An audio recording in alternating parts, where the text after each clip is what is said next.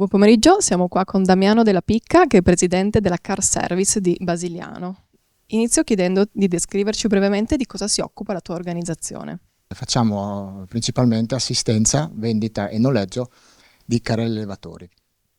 E il noleggio per noi è il core business, in quanto abbiamo oltre 1300 mezzi nella flotta noleggio, che rappresenta la flotta più grande della provincia e una delle più grandi della regione. L'azienda è nata nel 1984, è un'azienda familiare, l'ha fondata mio padre e attualmente la stiamo portando avanti io e mia sorella.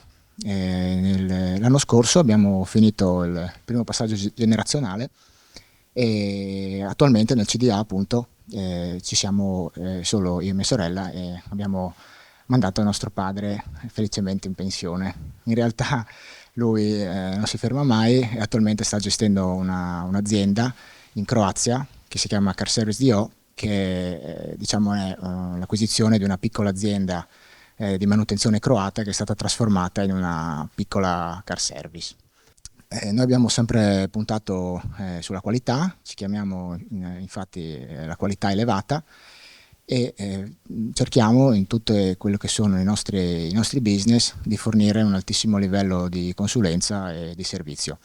Inoltre concludo dicendo che abbiamo anche un'ala che si occupa di Academy e un'ala che si occupa di Logistic Solution, ovvero tutto il mondo dei magazzini e delle scaffalature industriali.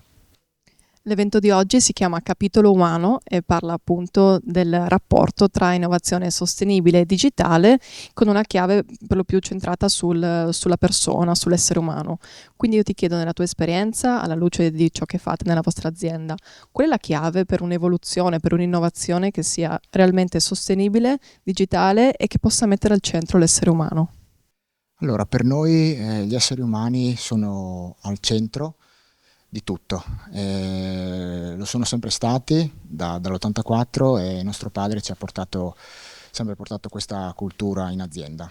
Attualmente siamo circa 80 persone e cerchiamo sempre rapporti a lungo termine con le persone, quindi la sostenibilità è la chiave di questi rapporti a lungo termine.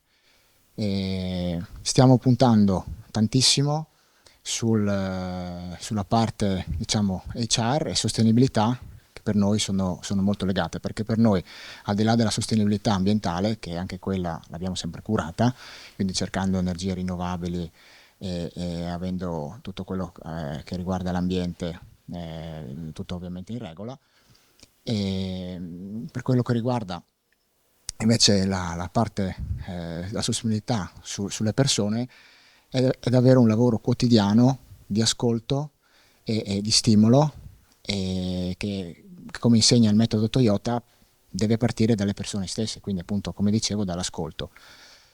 Dall'ascolto si può capire le idee di miglioramento per appunto fare il Kaizen, ovvero il miglioramento continuo. È un processo che non finisce mai, è un processo che impiega fatica a tutti i livelli, però è una fatica che si fa davvero, veramente volentieri. Sono convinto che sia il ruolo delle imprese, quindi degli imprenditori, sia un ruolo centrale in questo, nella sostenibilità, e quindi lo facciamo con molta determinazione.